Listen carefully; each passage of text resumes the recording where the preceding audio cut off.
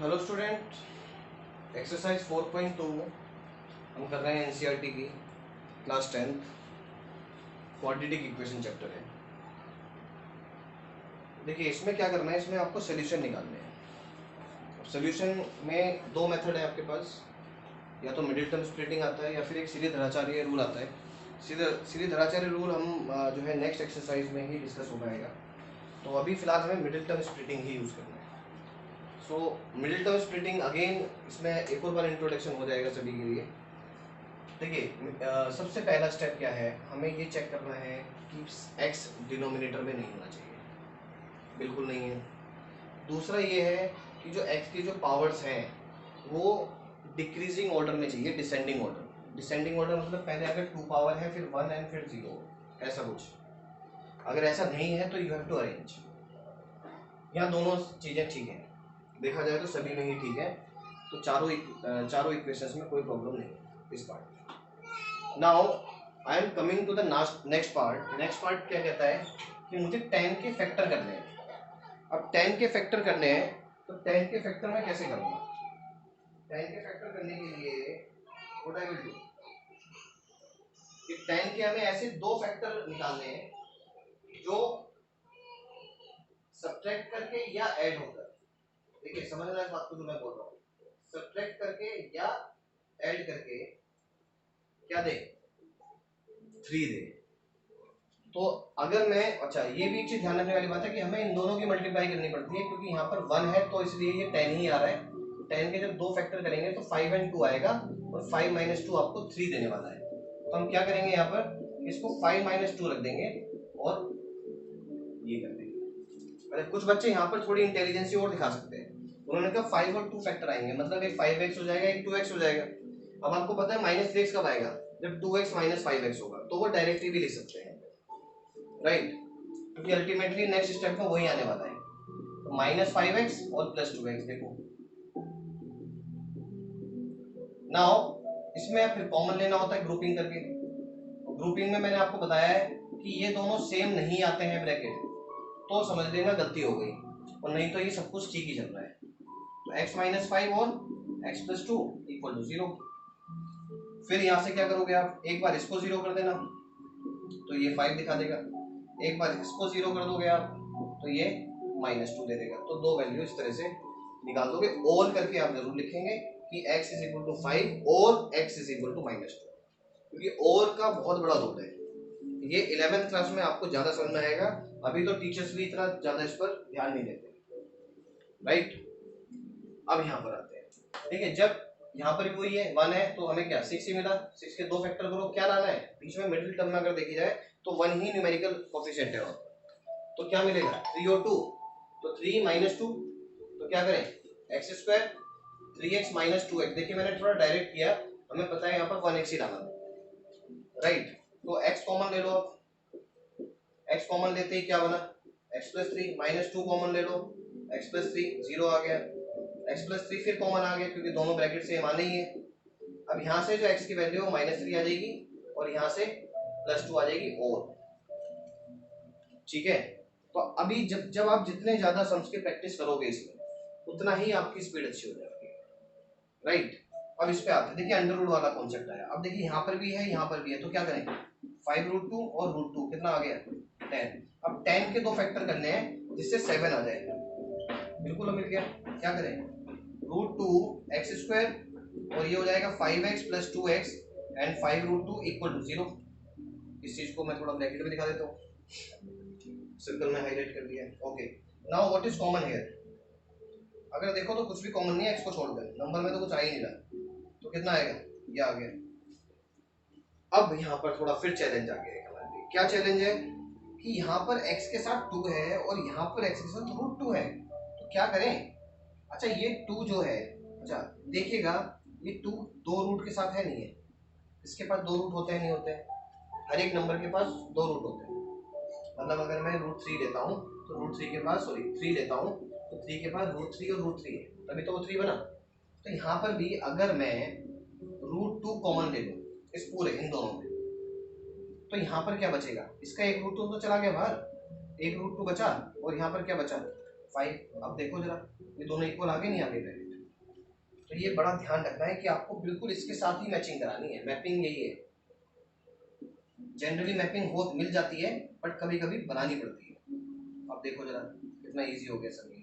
तो x की value कितनी, -5/√2, इसको 0 कर दो, -5 अपॉन इसको, ये -2, बस। कोई डाउट? राइट। तो इस तरह से क्वेश्चंस को किया जा सकता है, ये बड़ा ध्यान रखना है। ये जो 2 वाला जो पार्ट था जो मैंने एक्सप्लेन किया, इसको बड़ा स्पेसिफिक होकर ध्यान रखना है कि ये 2 जो है ये √2 और √2 है, ठीक है। अच्छा, इसमें आते देखिए, जब इस तरह की इक्वेशन मिले जहां पर आपको एक फ्रैक्शन फॉर्म मिल जाए, तो ध्यान रखें फ्रैक्शन फॉर्म से डील मत करो, क्योंकि डील करने पर क्या है वो और ज्यादा कॉम्प्लेक्स बनाती है सोल्यूशन। तो क्या बेटर रहेगा कि हम इसमें एलसीएम ले लें या पूरी इक्वेशन में 8 से मल्टीप्लाई कर दें। कैसा रहेगा, मल्टीप्लाई बाय 8, जैसे आप मल्टीप्लाई करोगे ये तो 16 हो गया, ये 8 हो गया, और यहाँ पर सिर्फ 1 रह जाएगा और ये 0 है। देखिए कितना फायदा हो गया। अब शायद हमारे लिए बहुत ईजी हो गया, 16 और 1 की मल्टीप्लाई करो, कितना आया 16। अब क्या 4 साफ पता लग गया कि 4 और 4 फैक्टर होंगे तभी ये 8 आएगा। तो कितना 16x²। अच्छा 4 दोनों माइनस में लेने पड़ेंगे क्योंकि तभी -8x बनेगा। देखिए अब डायरेक्ट करना स्टार्ट हो गया। अब थोड़ा सा जब समझ में आती है चीजें तब आप डायरेक्ट करना स्टार्ट कर देते हो, राइट। अब देखिए ये कितना आता है 4x कॉमन, कितना रह गया 4x -1। इसमें -1 कॉमन लेना, क्यों -1 कॉमन ले, क्योंकि यहाँ पर 4x माइनस है और यहाँ पर क्या है प्लस। अगर मुझे इसको प्लस बनाना है तो मुझे माइनस बार उठाना पड़ेगा, राइट। सो माइनस कॉमन लेते ही ये प्लस हो गया और सेकंड वाला माइनस हो जाएगा। ये भी एक पॉइंट है बड़ा ध्यान रखने वाला, क्योंकि यहाँ पे बहुत मिस्टेक करते हैं बच्चे। तो 4x -1 और क्या बना, ये 4x -1। देखो दोनों सेम है, अब दोनों सेम है तो यहाँ से जो 4x -1 आप 0 करोगे तो x की वैल्यू कितनी जनरेट करेगा 1/4। यहाँ से कितनी करेगा 1/4, दोनों सेम ही कर रहा है, ठीक है। और इस तरह से मतलब ये वाला जो ग्राफ, मैं थोड़ा सा ग्राफ की बात करूँ तो ग्राफ टच करता हो जाएगा एक्स एक्सिस को, राइट। तो इस तरह से ये मिडिल टर्म स्प्लिटिंग का मेथड है जो हम यूज कर रहे हैं। अब जो नेक्स्ट क्वेश्चंस आते हैं हमारे पास, नेक्स्ट क्वेश्चंस आते हैं वर्ड प्रॉब्लम से रिलेटेड। हमें रिलेशंस बनाने और उसके बेसिस पर आपको सोल्व करना है। अगर आप इसकी फर्स्ट एक्सरसाइज देखें तो फर्स्ट एक्सरसाइज में भी यही था कि वहां पर सिर्फ हमने रिलेशंस बनाकर छोड़ दिया था, राइट। बट यहाँ पर क्या है, रिलेशंस तो बनी गए हैं, रिलेशंस के साथ साथ आपको उनको सॉल्व भी कर देना है, बस ये एक चीजें हैं। तो क्वेश्चन नंबर अगर 2 देखते हैं तो कह रहा है एग्जाम्पल 1 की प्रॉब्लम को सोल्व कर दो, कर लेना वो तो हो जाएगा। अच्छा क्लास ये भी ध्यान रखें, अब हम क्या करेंगे, जो हमें इक्वेशंस थोड़ी सी लगेंगी कि ये इसमें आगे सॉल्यूशंस करने लायक है तो मैं कराऊंगा, अदरवाइज मैं इक्वेशन फॉर्म करके छोड़ दूंगा, क्योंकि इक्वेशन अब नाउ यू नो कि हाउ टू डू और how to apply middle term splitting, right. So अब आते हैं क्वेश्चन नंबर 3 पर। क्वेश्चन नंबर 3 में क्या बोल रहा है कि find two numbers whose sum is 27 and product is 182। दो नंबर है जिनका सम कितना 27 है, तो क्या करें, let one number be X then second number will be, बताएं सम कितना था 27 माइनस एक्स, यस, क्योंकि दोनों का सम 27 है। यहाँ पर दो वेरिएबल वाली बात होती तो हम एक्स प्लस वाई कर देते, इक्वेशन आ जाती है हमारे सामने, बट ऐसा करना नहीं है। अच्छा इसके बाद आते हैं प्रोडक्ट दिया हुआ है, ठीक है। So product is equal to what 182। तो क्या करें, तो बड़ा सिंपल हो गया, is equal to 182। So it is 27x minus X square is equal to 182। एक काम करें, या तो सबको उधर ले जाओ, ज्यादा बेटर है, 0 यहाँ रखो, ये x square positive minus 27x and plus 182, ये इक्वेशन फॉर्म हो गया। उसके बाद अब इसको पलट देना और 182 के आपको फैक्टर करने की 27 आता है। Clear. Now I am coming to question number 4। Question number 4 क्या है, वो कह रहा है टू कंसेक्यूटिव भी जानते हो आप क्या होता है, एक क्या हो जाएगा x, सेकेंड x प्लस 1, फिर उनके स्क्वायर्स का सम। तो let one number be x, so second है ना, कॉन्जिक्यूटिव। ओके, कॉन्जिक्यूटिव लिख सकते हो आप यहाँ, consecutive number will be what, x plus one. अब वो कहता है उसके स्क्वायर का सम, सो स्क्वायर का सम कर दिया, कितना है ना, सम ऑफ व्होल स्क्वायर इज 365। अब एक बात बताइए आप, इसमें आइडेंटिटी अप्लाई कर दो, राइट, ए प्लस बी होल स्क्वायर, ये कितना मिला 2x स्क्वायर, इस 2x को यहाँ रखो, 365 को उधर ले आओ, यहाँ प्लस वन बैठा हुआ है, ये माइनस इधर आएगा, क्या देगा 364। अब क्या करना है, इसको 2 से डिवाइड कर दो, देखो यहाँ पे ये भी 2 से हो रहा है, ये भी 2 से हो रहा है, सिर्फ क्या फायदा हो जाएगा, थोड़ी ये छोटी वैल्यू हो जाएगी, इसके फैक्टर करना इजी रहेगा हमारे लिए। तो कितना हो जाएगा एक्स स्क्वायर प्लस एक्स और ये 182, राइट, एन इक्वल टू 0। अब देखो 182 के फैक्टर यहाँ भी निकालोगे, यहाँ भी निकालोगे, तो दोनों में काम कर जाएगा वो, दोनों क्वेश्चंस के अंदर, ठीक है। इसके बाद जो क्वेश्चन नंबर 5 है, उसमें आपको पाइथागोरस थ्योरम लगानी है ना, वो साफ पता लग रहा है देखकर, बट कर लेते हैं, कोई बात नहीं।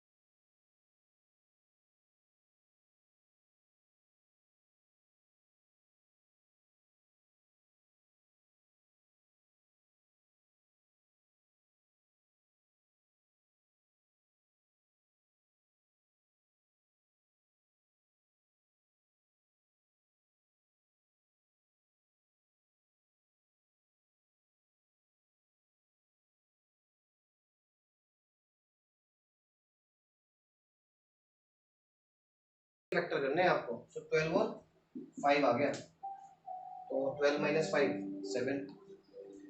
सो क्लास यही है जो हम करेंगे, कर रहे हैं इसके अंदर, मतलब सेम टाइप ऑफ कॉन्सेप्ट हमें बार बार यूज करना है। मेन जो टास्क है सिर्फ इक्वेशन फॉर्म करने का है, क्योंकि इक्वेशन फॉर्म होने के बाद हाफ क्वेश्चन, क्या आप ये मान के चलिए 70% क्वेश्चन आपने कर लिया, राइट।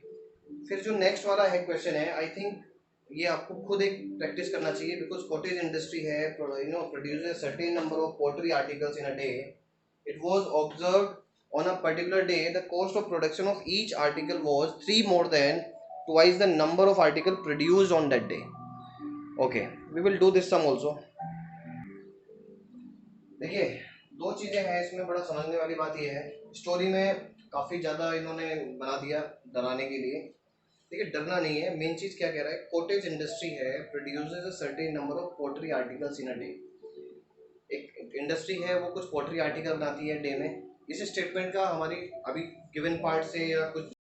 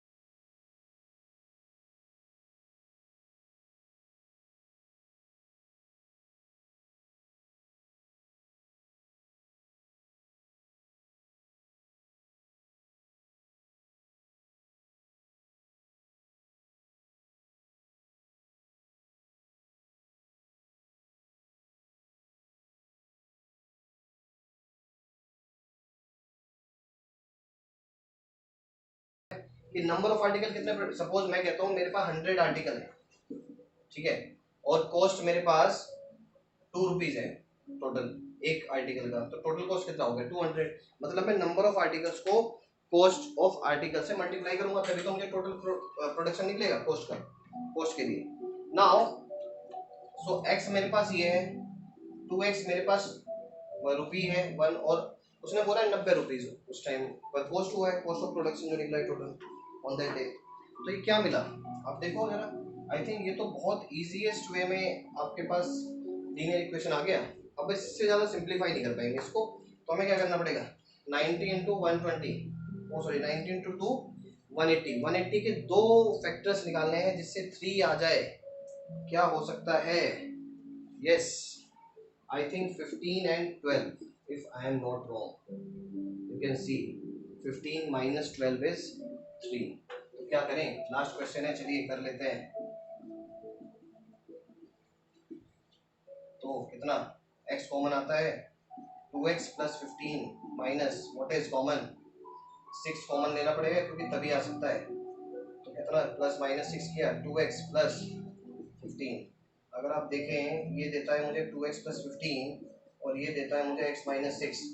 अगर मैं दोनों को एक एक करके 0 रखता हूँ सो ये मुझे देगा माइनस 15/2, और अगर मैं इसको 0 पुट करता हूँ तो ये देता है मुझे 6।